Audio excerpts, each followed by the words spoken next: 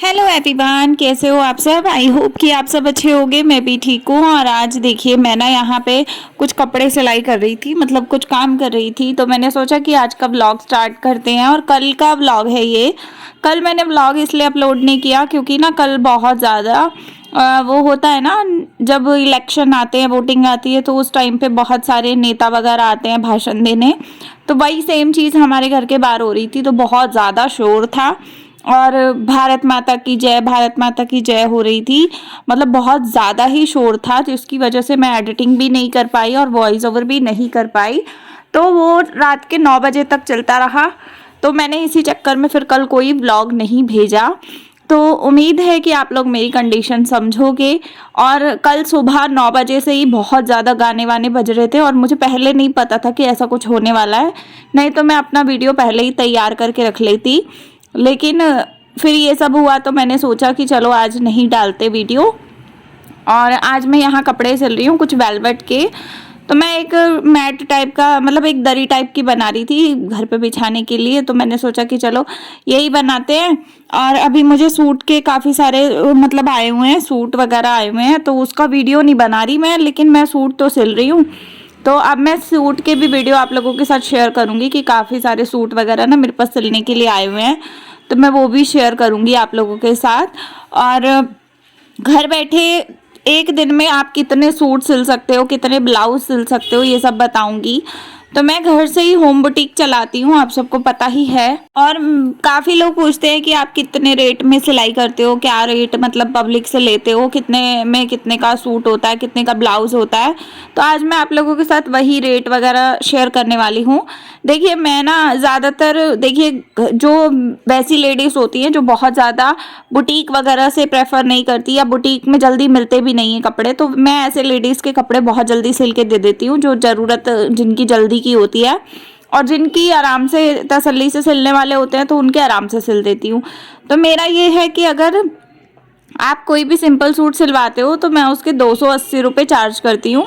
वैसे मैं 300 लेती हूँ, लेकिन 300 में कई बार लेडीज़ बोल देती हैं कि थोड़ा कम कर लो, है इतने में नहीं, इतने में, या रेगुलर कोई बनवाता है तो मैं उससे 280 ही एक सूट का लेती हूँ। सिंपल सूट जो होता है बिल्कुल सिंपल, उसमें ना तो गले में कुछ काम होता है ना ही कुछ होता है। गला भी सिंपल होता है, सूट भी सिंपल होता है, और सलवार भी सिंपल सी होती है। तो ये होता है 280 रुपये जो सिंपल सूट होता है उसका। और अगर जैसे कोई डिज़ाइन डलवाता है, कुछ गले में डिज़ाइन होता है, तो 50 रुपये उसके बढ़ जाते हैं। और अगर कोई पैंट वाला सिलवा रहा है तो पैंट के साथ मैं जो लेती हूँ वो लेती हूँ मैं 350 रुपये, या कभी 380, इस तरीके से मैं पैसे लेती हूँ। मतलब जो नया कस्टमर होता है उसको थोड़ा सा डिस्काउंट भी देना पड़ता है, और जो रेगुलर होते हैं उनको अलग डिस्काउंट देना पड़ता है। तो इस तरीके से होता है सिलाई विलाई का। तो जो नॉर्मली 380 में सिलवाते हैं वो तो 380 में ही सिलवाते हैं। लेकिन कुछ लोग ऐसे होते हैं जो इक्का दुक्का आते हैं नए नए, कि बोलते हैं कि नहीं आप थोड़ा कम कर लो। तो मैं उनको ये बोल देती हूँ कि मैं एक बार तो सिल रही हूँ 350 में, क्योंकि आपको एक बार चेक करना है। और जब आप दोबारा आओगे तो मैं 350 नहीं लूँगी, मैं उतने ही लूँगी जितने मेरे बाकी लोगों से मैं लेती हूँ। तो ऐसा होता है। तो जब इंसान को अच्छी फिटिंग मिलती है, अच्छा सिलाई मिलता है ना, सब कुछ अच्छा मिलता है, तो अपने आप ही वो इंसान दोबारा आता है और 20, 30, 50 रुपए एक्स्ट्रा ही दे देता है। और एक्स्ट्रा भी क्या, मेहनत की कमाई ही होती है ये, कि हम जितनी मेहनत करते हैं उतना पैसा वो दे देता है। तो पहली शुरुआत में दिक्कत होती है कि उनको लगता है कि भाई पता नहीं कैसे फिटिंग आएगी, कैसा सिलेंगी, कैसा नहीं सिलेंगी। जब एक बार वो टेस्ट कर लेते हैं उसके बाद उनको पता लग जाता है कि भाई आपको कैसी चीज़ मिलने वाली है।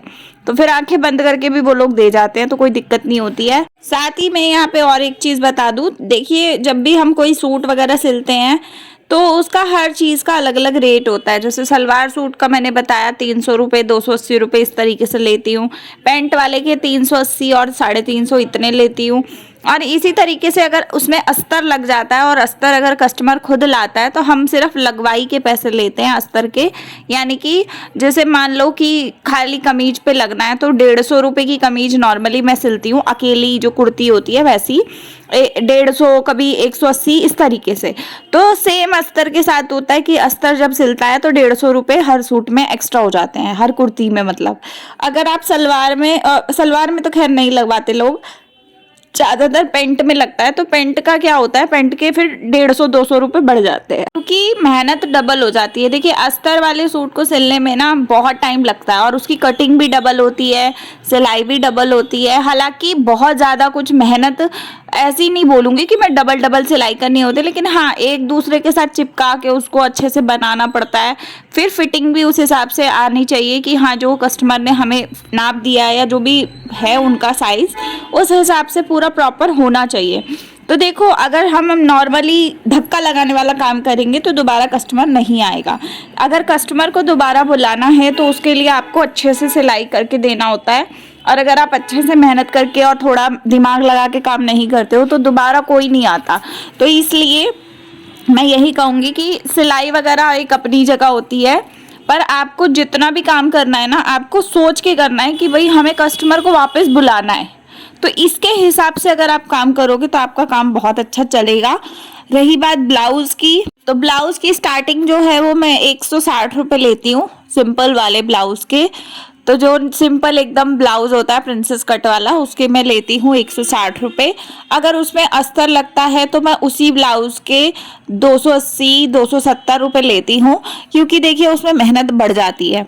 और फिर अगर कोई उसमें डिज़ाइन डलवाता है तो 50 रुपये उसके डिज़ाइन के एक्स्ट्रा हो जाते हैं, क्योंकि कई बार क्या होता है कि लेडीज़ क्या करती हैं, डीप गला बनवाती हैं और उसमें काफ़ी अच्छे से डिज़ाइन डलवाती हैं।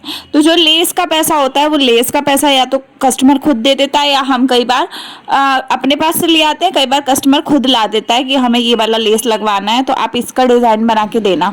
तो ऐसा होता है।